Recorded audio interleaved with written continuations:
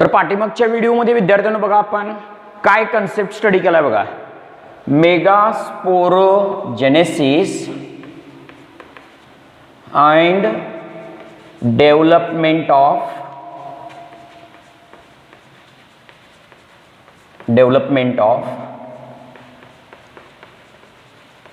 female gametophyte.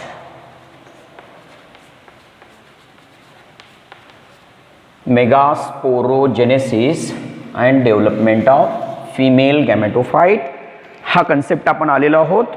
आणि हा concept study करत असताना आपण काय लर्न केले त्याचा फ्लो चार्ट लक्षात ठेवायचा, कारण न्यूमरिकल प्रश्न विचारले जातात. फ्लो चार्ट मी तुम्हाला फ्लो चार्ट देतो या ठिकाणी, आणि तो फ्लो चार्ट का लक्षात ठेवणं गरजेचं आहे तुम्ही, कारण त्याच्यावरून तुम्हाला हिंट्स कळते की न्यूमरिकल कसं सॉल्व करायचं. आता मेगास्पोरोजेनेसिस होत असताना न्यूसेलसच्या आत पहिला कुठला सेल बनतो? आर्चिस्पोरियल सेल बनतो. आर्चिस्पोरियल सेल कसा आहे? डिप्लॉइड. आर्चिस्पोरियल सेल कुठं बनतं? Archesporial cell formed in nucellus hypodermal region. न्यूसेलसच्या हायपोडर्मल रिजनला काय बनतं? आर्चिस्पोरियल सेल बनतं. मग हा जो आर्चिस्पोरियल सेल येणार आहे तो कुठल्या सेल डिव्हिजन मध्ये जातो? मायटॉसिस मध्ये जातो आणि दोन सेल देतो, primary parietal cell layer and primary sporogenous cell layer. Primary parietal cell, primary sporogenous cell असे हे दोन सेल बनतात.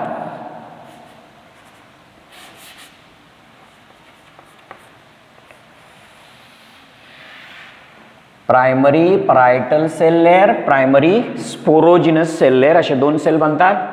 आता हे जे प्रायमरी स्पोरोजिनस सेल लेयर आहे त्यात काय होतं बघा. ती प्रायमरी स्पोरोजिनस सेल लेयर जी असते ती काय म्हणून काम करते? मेगास्पोर मदर सेल म्हणून काम करते. प्रायमरी स्पोरोजिनस सेल डिप्लॉइड असते, परायटल सेल लेयर डिप्लॉइड असते, मेगास्पोर मदर सेल कशी असते? डिप्लॉइड असते. आणि मेगास्पोर मदर सेल मध्ये काय होतं? मियोसिस होतं. आणि मियोसिस होऊन चार काय बनतात या ठिकाणी? मेगास्पोर्स बनतात. आणि हे चार मेगास्पोर कसे असतात? हॅप्लॉइड असतात. लक्षात ठेवायचं, मेगास्पोर कसे असतात? हॅप्लॉइड. आर्चिस्पोरियल सेल कसा आहे? Diploid. Primary parietal layer of cell आणि प्रायमरी स्पोरोजिनस लेयर दोन्ही मायटोसिसने बनतात, तेही डिप्लॉइड असतात. मग प्रायमरी स्पोरोजिनस सेल काय म्हणून काम करतो? मेगास्पोर मदर सेल म्हणून काम करतो, तोही डिप्लॉइड असते ती मेगास्पोर मदर सेल. तिच्यात मियोसिस होतं आणि चार मेगास्पोर बनतात. चार मेगास्पोर पैकी 1 मेगास्पोर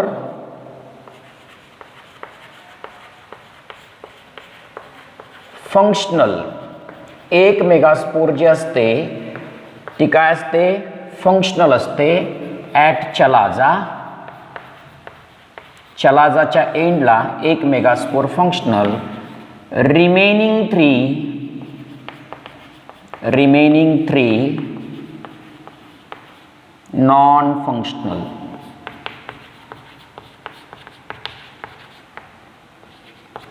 इथपर्यंतचा जो फ्लो चार्ट आहे हा फ्लो चार्ट कशासाठी लक्षात ठेवायचा? ही इव्हेंट, कुठली इव्हेंट? मेगास्पोरोजेनेसिस साठी इव्हेंट्स किंवा सिक्वेन्स. याच्यावर न्यूमरिकल विचारतात, प्रश्न विचारतात. Correct sequence of megasporogenesis. Archesporial cell form primary parietal layer of cell, primary sporogenous layer of cell, primary sporogenous layer of cell form megaspore mother cell which will undergo meiosis. 4 megaspore, among that one is functional at chalaza remaining 3 are non functional at micropylar end.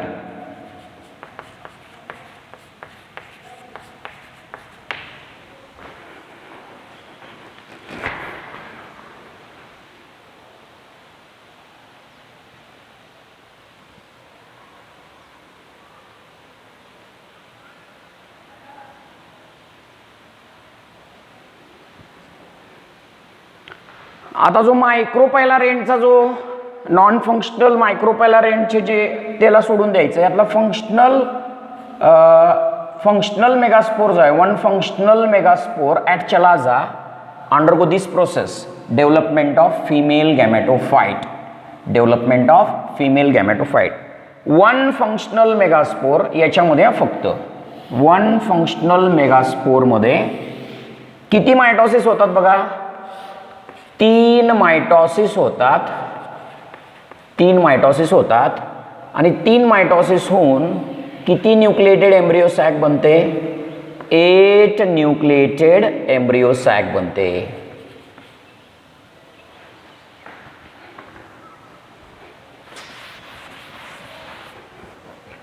या functional मेगास्पोरमध्ये 3 mitosis होतं आणि 3 mitosis होऊन अशी 8 nucleated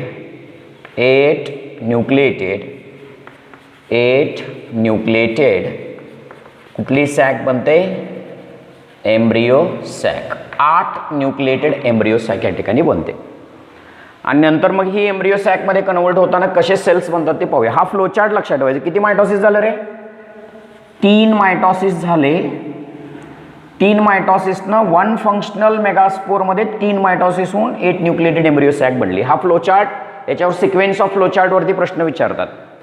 आता megaspore पासून ही 8 nucleated embryo sac बनणं embryo sac पूर्ण बनणं याला म्हणतात फिमेल गॅमेटोफाइट डेव्हलपमेंट किंवा डेव्हलपमेंट ऑफ एम्ब्रियो सॅक किंवा मेगा गॅमेटोजेनेसिस याला म्हटलं जातं आणखीन एका शब्दामध्ये डेव्हलपमेंट ऑफ एम्ब्रियो सॅकला मेगा गॅमेटोजेनेसिस.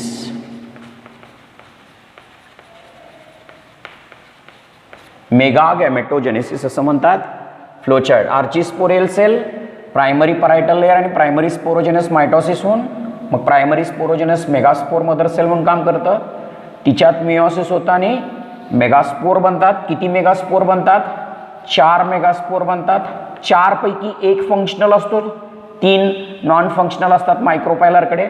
फंक्शनल मेगास्पोरमध्ये 3 मायटॉसिस होऊन 8 न्यूक्लिएटेड एम्ब्रियो सॅक बनते. इथून डेव्हलपमेंट जी आहे ती मेगा गॅमेटोजेनेसिस. इथपर्यंतची डेव्हलपमेंट आहे ती 4 मेगास्पोर बनूपर्यंतची डेव्हलपमेंट जी आहे ती मेगास्पोरोजेनेसिस. बघा इथपर्यंतचा फ्लोचार्ट म्हणजे स्पोर बनूपर्यंतचा फ्लोचार्ट मेगास्पोरोजेनेसिस आणि फंक्शनल मेगास्पोर पासून एम्ब्रियो सॅक बनायची प्रोसेस म्हणजे मेगा गॅमेटोजेनेसिस किंवा डेव्हलपमेंट ऑफ फिमेल गॅमेटोफाइट. काल एक्सप्लेन केलं मी तुम्हाला. वन फंक्शनल मेगास्पोरमध्ये 3 मायटॉसिस होऊन 8 न्यूक्लिएटेड एम्ब्रियो सॅक बनते. आता त्या एम्ब्रियो सॅक बद्दल थोडंसं डिटेल पाहूया. बघा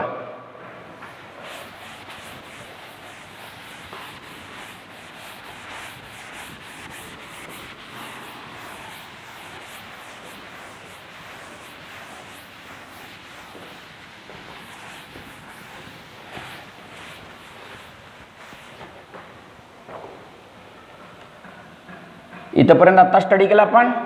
किती न्यूक्लिएटेड स्टेज तयार झाली 8 न्यूक्लिएटेड स्टेज तयार झाली. 8 न्यूक्लिएटेड एम्ब्रियो सॅक. आता 8 न्यूक्लिएटेड एम्ब्रियो सॅक हे कशानं बनलेलं आहे वन फंक्शनल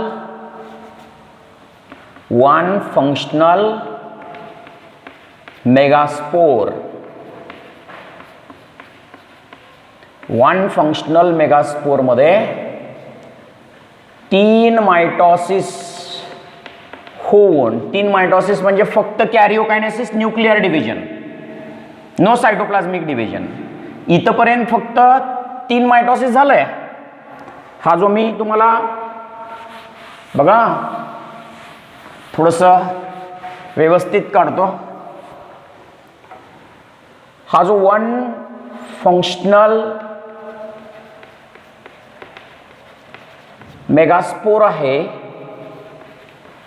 या वन फंक्शनल मेगास्पोर मध्ये किती मायटॉसिस होतात? 3 मायटॉसिस होतात. आणि किती न्यूक्लिएटेड स्टेज बनतं? 8 nucleated stage. 8 nucleated embryo sac बनतं. आता बघा, ही 8 न्यूक्लिएटेड एम्ब्रियो सॅक जी आहे, इथपर्यंत मायटॉसिसची कुठली प्रोसेस झाली? फक्त कॅरिओकायनेसिस, फक्त न्यूक्लिअर डिव्हिजन झाली या फंक्शनल मेगास्पोरमध्ये. फंक्शनल मेगास्पोरचं न्यूक्लियस डिव्हिजन 3 वेळा झालं मायटॉसिसनं आणि 8 न्यूक्लिएटेड एम्ब्रियो सॅक बनली. मग ही 8 न्यूक्लिएटेड एम्ब्रियो सॅकच्या आत आत्ता जी प्रोसेस होणार, कॅरिओकायनेसिस झाल्यावर सायटोकायनेसिस होते आणि सायटोकायनेसिस होऊन यातला एक न्यूक्लियस सेंटरला येतो, इकडचा एक न्यूक्लियस सेंटरला येतो. ह्या 2 न्यूक्लियस जे बनतात त्याला पोलार न्यूक्लियाय म्हणतात. मग हे पोलार न्यूक्लियाय कुठल्या सेलमध्ये बनतात? सेंट्रल सेलमध्ये बनतात. इकडचे 3 सेल मायक्रोपायलर एंडकडे, त्यातले 2 सेल जे असतात ते सिनर्जिड्स म्हणून काम करतात. 2 सेल सिनर्जिड्स म्हणून काम करतात. आणि इकडचे 3 सेल जे आहेत, ते 3 सेल जे आहेत ते अँटीपोडल सेल्स म्हणून काम करतात. हे 3 सेल जे आहेत ते अँटीपोडल सेल्स म्हणून काम करतात. इकडचे 3 सेलच्या भोवती न्यूक्लियस जे आहे ना, त्याचं सायटोकायनेसिस होऊन कुठले सेल बनले? अँटीपोडल सेल बनले. इकडे काय बनलं? इकडच्या बाजूला हा सेंटरला एक बनतो, तो हॅप्लॉइड असतो. 2 काय बनतात? सिनर्जिड्स बनतात. सिनर्जिड्स बनतात. सिनर्जिड्स कसे असतात? हॅप्लॉइड असतात. अशी ही पूर्ण डेव्हलप्ड एम्ब्रियो सॅक बनते. ही झाली एम्ब्रियो सॅक, ओव्ह्यूलच्या आत बनते. आता ही जी एम्ब्रियो सॅक आहे ना रे, चलाजाकडे असणारे 3 सेल काय होतात? अँटीपोडल. इकडचा एक न्यूक्लियस मध्ये येतो, इकडचा एक न्यूक्लियस मध्ये येतो, सेंट्रल सेल बनवतो, त्यात पोलार न्यूक्लिया. सुरुवातीला पोलार न्यूक्लिया हॅप्लॉइड असतात दोन्हीही, नंतर फ्यूज होऊन ते डिप्लॉइड होतं सेकंडरी न्यूक्लियस. इकडच्या बाजूला मध्ये जो सेल असतो तो एक, आणि 2 साईडचे सेल्स असतात त्यांना सिनर्जिड्स म्हणतात. आता हे जे सिनर्जिड्स आहेत ना रे, ही झाली mature embryo sac. Embryo sac बनली, ही ओव्ह्यूलच्या आत बनते. आता बघा प्रश्न कशी विचारतात, त्याच्यावर आपल्याला काय प्रिपरेशन केलं पाहिजे. After 3 mitosis in 1 functional megaspore, 7 celled and 8 nucleated embryo sac is formed. How it is? 7 celled 8 nucleated embryo sac is formed.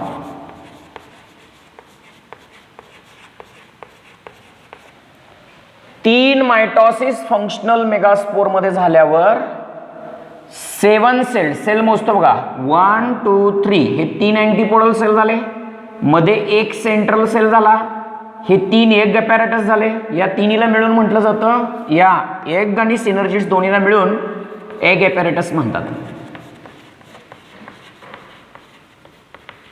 आता बघा एक झाला, 2 सिनर्जिड झाले, म्हणजे टोटल सेल किती झाले? हे 3, मध्ये एक सेल आणि इकडच्या बाजूला 3, 7 सेल झाले, सेल 7 झाले. न्यूक्लियस बघा 1 2 3 4 5 6 7 8, म्हणजे 8 न्यूक्लिएटेड एम्ब्रियो सॅक.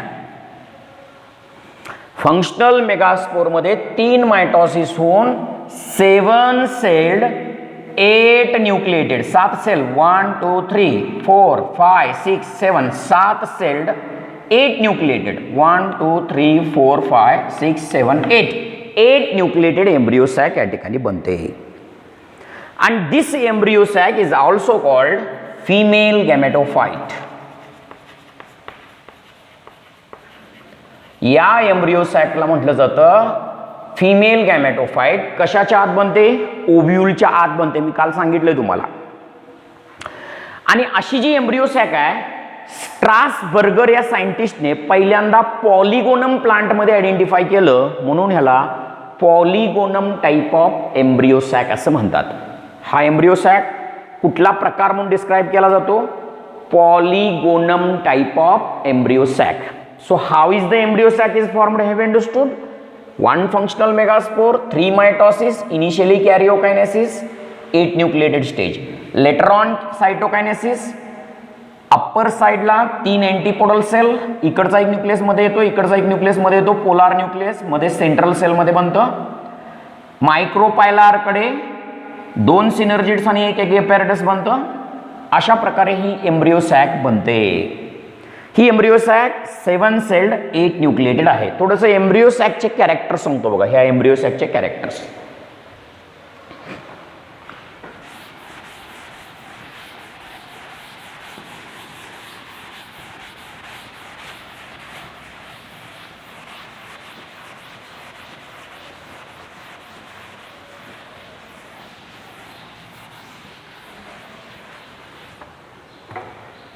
ही झाली एम्ब्रियो सॅक, तयार झालेली एम्ब्रियो सॅक. त्याचे काय कॅरेक्टर्स थोडेसे पाहूया. बघा, ही एम्ब्रियो सॅक. इकडच्या बाजूला 3 जे सेल्स असतात ना रे, चलाजाकडे असणारे 3 सेल्स जे असतात, या 3 सेल्सला म्हटलं जातं अँटीपोडल सेल्स.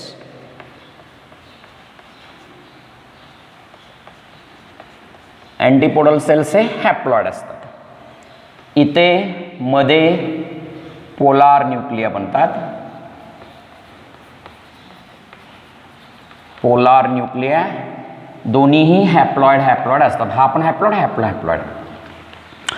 इकडच्या बाजूला 2 असे सिनर्जिड्स बनतात.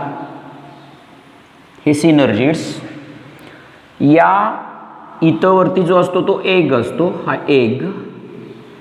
इथं सिनर्जिडमध्ये असे फिल्लीफॉर्म ॲपॅरेटस असतात.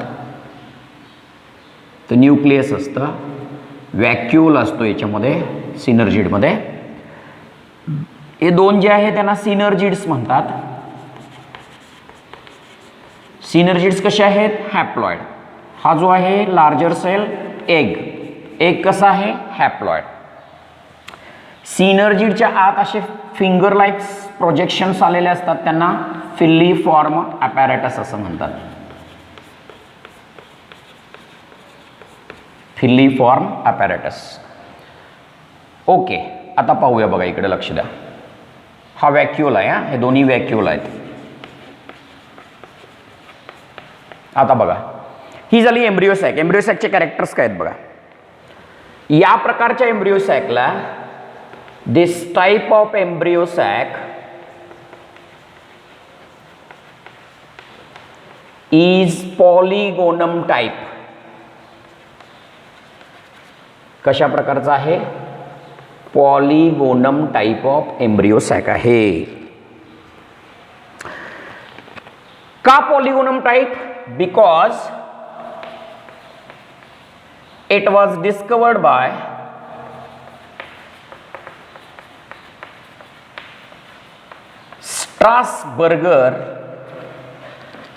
Strasburger scientist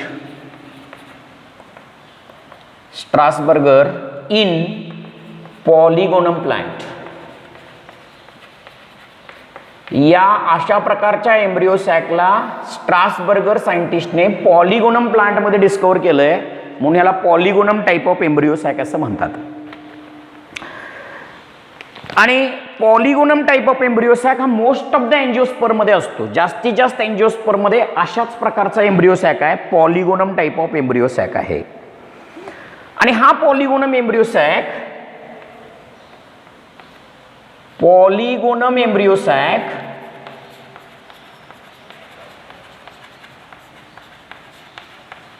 develops from single megaspore. एका मेगास्पोर पासून बनतं, सिंगल मेगास्पोर पासून बनतं, hence it is called monosporic development. एका फंक्शनल मेगास्पोर पासून हे बनतं म्हणून मोनोस्पोरिक डेव्हलपमेंट असं म्हणतात. मगाशी मी सांगितलं ना, एक फंक्शनल मेगास्पोर एम्ब्रियो सॅक हा बनवतो म्हणून हा monosporic development of embryo sac आहे असं म्हटलं जातं. ओके, आता बघा हिथं जे सेल्स आहेत ना रे सिनर्जिड्स, त्या सिनर्जिडमध्ये असं बोटासारखे फिंगर लाईक असे स्ट्रक्चर आहेत बघा. त्या फिंगर लाईक स्ट्रक्चरला काय म्हटलं जातं? फिलिफॉर्म ॲपॅरेटस असं म्हणतात. काय म्हणतात त्याला? फिलिफॉर्म ॲपॅरेटस असं म्हणतात. त्यांचं काम काय आहे? फिलिफॉर्म ॲपॅरेटस जे आहेत, फिलिफॉर्म ॲपॅरेटस पासून सिनर्जिड सेल जे आहेत ते काय ॲब्झॉर्ब करतात? फूड ॲब्झॉर्ब करतात आणि एम्ब्रियो सॅकला देतात. फिलिफॉर्म ॲपॅरेटस, त्याच्या भोवती जे न्यूसेलस असतं ना, न्यूसेलस असं साईडला न्यूसेलस असतो बघा, या न्यूसेलसमधून फूड ॲब्झॉर्ब करून घेतं आणि एम्ब्रियो सॅकच्या आतल्या भागाला देतं. कोण देतं? फिलिफॉर्म ॲपॅरेटस देतं. फिलिफॉर्म ॲपॅरेटस कशाच्या आत असतात? सिनर्जिड्सच्या आत असतात. ते न्यूसेलस मधलं फूड शोषून घेतात. हे जे न्यूसेलस आहे ना, त्या न्यूसेलस मधलं फूड शोषून घेतात आणि एम्ब्रियो सॅकला देतात. न्यूसेलस मधलं फूड ॲब्झॉर्ब करून एम्ब्रियो सॅकला द्यायचं काम फिलिफॉर्म ॲपॅरेटस करतात. आणि ज्यावेळेला पोलन ट्यूब एम्ब्रियो सॅकच्या आत जाते, आता तुम्हाला माहित आहे हे स्टिग्मा, ही स्टाईल, ओव्हरी, ओव्हरीच्या आत काय असते? ही एम्ब्रियो सॅक असते. ओव्हरीच्या आत काय असते? ओव्ह्यूल. आणि ह्या ओव्ह्यूलच्या आत कुठली सॅक आहे? एम्ब्रियो सॅक आहे. मग आता पोलन ग्रेन ह्याच्यावरती येऊन पडलं तर कुठली ट्यूब बनते बघा? Pollen tube. पोलन ट्यूब ओव्हरीमध्ये येऊन ओव्ह्यूलच्या आत जाते. ओव्ह्यूलच्या आत जाताना एम्ब्रियो सॅकच्या आत जाताना ह्या सिनर्जिडहून पोलन ट्यूब आत येते. पोलन ट्यूब कशातून आत येते? सिनर्जिड्स. बरं, पोलन ट्यूब बघा स्टिग्मावरती पडून स्टाईलमध्ये येऊन ओव्हरीमध्ये येऊन ओव्ह्यूलच्या आत जाताना, एम्ब्रियो सॅकच्या आत जाताना सिनर्जिड सेलमधूनच जातं. कारण सिनर्जिड सेलच्या आत जे फिलिफॉर्म ॲपॅरेटस असतात ते पोलन ट्यूबच्या एंट्रीला हेल्प करतात. पोलन ट्यूबची एंट्री एम्ब्रियो सॅकच्या आत व्हायचं असेल तर कुठल्या सेल्सनं होतं? सिनर्जिड्सनं होतं. सिनर्जिड सेल्सहून पोलन ट्यूब एम्ब्रियो सॅकच्या आत यायचं असेल तर कुठले ॲपॅरेटस हेल्प करतात? फिलिफॉर्म ॲपॅरेटस या ठिकाणी हेल्प करतात. फिलिफॉर्म ॲपॅरेटस असं काही केमिकल तयार करतात ना की त्या केमिकलमुळे ही ट्यूब ओव्ह्यूलच्या आत येते. ओव्ह्यूलच्या आतून ह्या सॅकच्या आत जाते. सॅकच्या आत म्हणजे एम्ब्रियो सॅकच्या आत. एम्ब्रियो सॅकच्या आत पोलन ट्यूब जाताना फिलिफॉर्म ॲपॅरेटस केमिकल बनवतात. त्यामुळे पोलन ट्यूब ही फिलिफॉर्म ॲपॅरेटस होऊन ह्या सिनर्जिड होऊन आत येते, एम्ब्रियो सॅकच्या आत येते. इथंपर्यंत झालं हे कॉम्पोनंट्स. बघा आता मला काय डिस्क्राईब करायचं बघा याच्याबद्दल. तर ह्या एम्ब्रियो सॅकची प्रश्न कसे विचारतात? प्लॉइडी विचारतात. Ploidy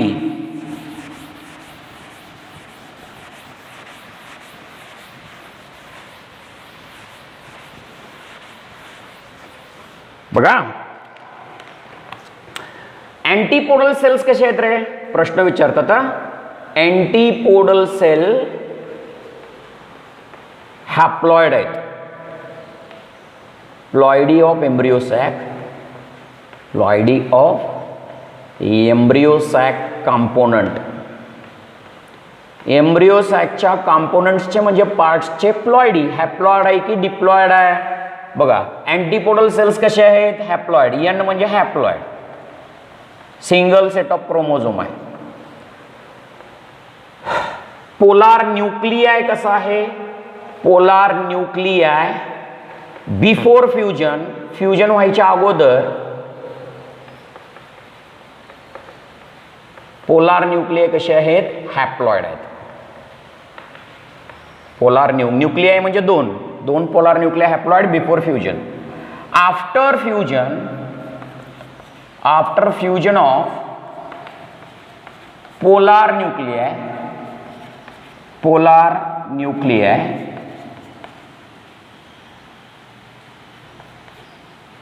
form secondary nucleus. Secondary nucleus. मग सेकंडरी न्यूक्लियस कसा आहे? डिप्लॉइड. हॅप्लॉइड हॅप्लॉइड फ्यूज होऊन काय बनतं? डिप्लॉइड. लक्षात ठेवायचं. एग कसा आहे? एग. एगची प्लॉइडी कशी आहे? हॅप्लॉइड. प्रश्न विचारतात त्याच्यावर. सिनर्जिड्स कसे आहेत? सिनर्जिड्स हॅप्लॉइड आहेत. Haploid. N number. N number हे एन नंबर हॅप्लॉइड आहेत सगळे. याच्यावर प्रश्न विचारतात म्हणून मी तुम्हाला सगळ्या भागाची प्लॉइडी सांगितली. प्रश्न विचारतात फिल्ली फॉर्म ॲपॅरेटसचं काम काय? फिल्ली फॉर्म ॲपॅरेटसचं काम आहे न्यूसलस मधलं फूड शोषून घ्यायचं आणि एम्ब्रिओ सॅकला द्यायचं. पोलन ट्यूबची एंट्री एम्ब्रिओ सॅकच्या आत होताना न्यूसलस मधून होते. तुम्हाला माहित आहे पोलन ट्यूब, पोलन ग्रेन कशावरती पडतं रे? पोलन ग्रेन जे आहे ते स्टिग्मावरती पडतं. ती काय बनवते? Pollen tube. स्टाईलमध्ये येते, ओव्हरीमध्ये येते, मग ओव्ह्यूलच्या आत जाते, ओव्ह्यूलच्या आतून एम्ब्रिओ सॅकच्या आत जाते, एम्ब्रिओ सॅकच्या आत जाताना सिनर्जिड्स होऊन जाते आणि सिनर्जिड्समध्ये फिल्लीफॉर्म ॲपॅरेटस जे आहेत ना ती पोलन ट्यूबच्या एंट्रीला गाईड करते. पोलन ट्यूबच्या एंट्रीला गाईड करत असते. अशा प्रकारे हे काही पॉईंट्स आपण polygonum type of embryo sac बद्दल स्टडी केलं. आणखीन काही आपल्याला पॉईंट स्टडी करायचे आहेत. Types of development of embryo sac. Monosporic, bisporic आणि टेट्रास्पोरिक. बघा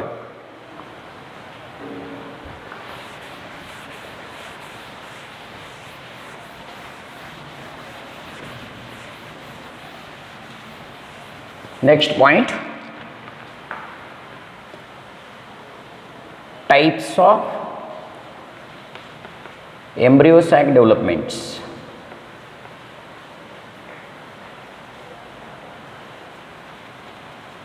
एम्ब्रिओ सॅक डेव्हलपमेंट्सचे टाइप्स कुठले कुठले आहेत ते स्टडी करायचं. बघा मोनोस्पोरिक, मोनोस्पोरिक एम्ब्रिओ सॅक म्हणजे develop from single nucleated megaspore. Monosporic embryo sack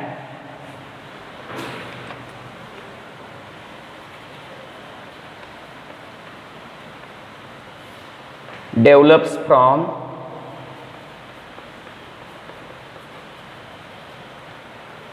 single nucleated megaspore. एका फंक्शनल मेगास्पोर पासून जो एम्ब्रिओ सॅक बनतो तो मोनोस्पोरिक असतो. मग मोनोस्पोरिक एम्ब्रिओ सॅकचे दोन प्रकार आहेत. कुठले कुठले पहा? पॉलिगोनम टाइप, पॉलिगोनम टाइप आणि इनोथेरा टाइप. Oenothera type.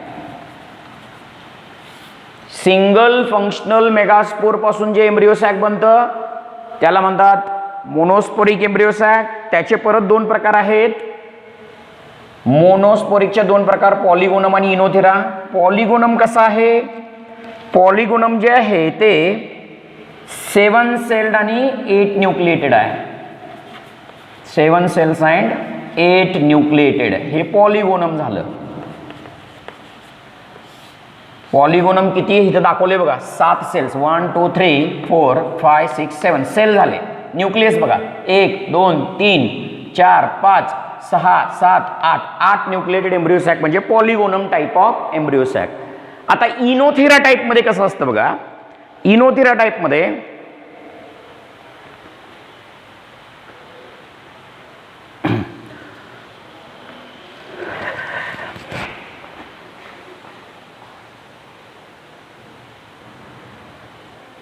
आता इनोथेरा टाइप ऑफ एम्ब्रिओ सॅक मध्ये ही जी एम्ब्रिओ सॅक आहे ना इनोथेरा टाइप ऑफ एम्ब्रिओ सॅक मध्ये इथं कसं असतं बघा 3 न्यूक्लियस एका ॲपॅरेटस मध्ये असतात. किती न्यूक्लियस? 3 न्यूक्लियस एक ॲपॅरेटस मध्ये असतात. हा एक ॲपॅरेटस आणि सेंटरमध्ये फक्त एकच न्यूक्लियस असतो, 1 न्यूक्लियस असतं. म्हणजे 4 न्यूक्लिएटेड एम्ब्रियो सॅक झाली ही. 4 न्यूक्लियस पैकी 3 न्यूक्लियस एक ॲपॅरेटसकडे असतात. एक ॲपॅरेटसकडे 3 न्यूक्लियस असतात आणि एक न्यूक्लियस कुठल्या सेलमध्ये असतो? सेंट्रल सेलमध्ये असतं. आणि ही जी आहे त्याला 4 न्यूक्लिएटेड एम्ब्रियो सॅक. 4 न्यूक्लिएटेड आहे. 4 न्यूक्लिएटेड पैकी सेंट्रल सेलमध्ये एक न्यूक्लियस आहे आणि 3 न्यूक्लियस एक ॲपॅरेटसकडे आहेत. हा जो प्रकार आहे तो इनोथिरा टाईपमध्ये असतं. इनोथिरा टाईप हे मोनोस्पोरिक आहे. सिंगल मेगास्पोर पासून हा एम्ब्रियो सॅक बनतो. त्याचे परत 2 प्रकार आहेत, पॉलिगोनम आणि इनोथिरा. पॉलिगोनम किती न्यूक्लिएटेड आहे? किती सेल्ड आहे? 1 2 3 4 5 6 7 सेल्ड आहे, 8 न्यूक्लिएटेड आहे. इनोथिरा 4 न्यूक्लिएटेड आहे. एक न्यूक्लियस सेंट्रल सेलमध्ये आणि 3 न्यूक्लियस एक ॲपॅरेटसमध्ये असतात.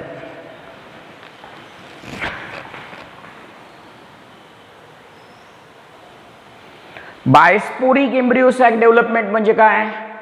7 celled 8 nucleated embryo sac develop from 2 nucleated megaspore. म्हणजे हे जे मेगास्पोर असते ना ती 2 न्यूक्लिएटेड ऑलरेडी असते. 2 न्यूक्लिएटेड 2 न्यूक्लिएटेड मेगास्पोर पासून 2 न्यूक्लिएटेड मेगास्पोर पासून एम्ब्रियो सॅक बनते. 7 सेल्ड 8 न्यूक्लिएटेड एम्ब्रियो सॅक बनते. बघा 2 न्यूक्लियाय ऑलरेडी 2 न्यूक्लियाय असलेला मेगास्पोर आहे, त्याच्यामध्ये मायटॉसिस होऊन 7 सेल्ड 8 न्यूक्लिएटेड एम्ब्रियो सॅक जी बनते ना त्याला बायस्पोरिक एम्ब्रियो सॅक डेव्हलपमेंट असं म्हणतात.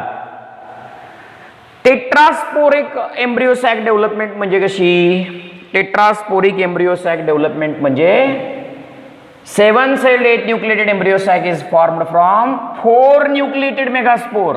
ही मेगास्पोर ऑलरेडी किती न्यूक्लिएटेड आहे? 4 न्यूक्लिएटेड. 4 न्यूक्लिएटेड मेगास्पोर मध्ये मायटॉसिस होऊन 7 सेल्ड 8 न्यूक्लिएटेड एम्ब्रियो सॅक बनते. याला म्हणतात bisporic development. Sorry, tetrasporic embryo sac development. Tetrasporic embryo sac development म्हणजे मेगास्पोर मध्ये ऑलरेडी किती न्यूक्लियस आहेत? 4 न्यूक्लियस. 4 न्यूक्लियस असलेले मेगास्पोर असा एम्ब्रियो सॅक बनवतो. 7 celled 8 nucleated embryo sac. 4 nucleus megaspore जे आहे ते काय देतं? 4 nucleus megaspore give rise to embryo sac which is 7 celled 8 nucleated.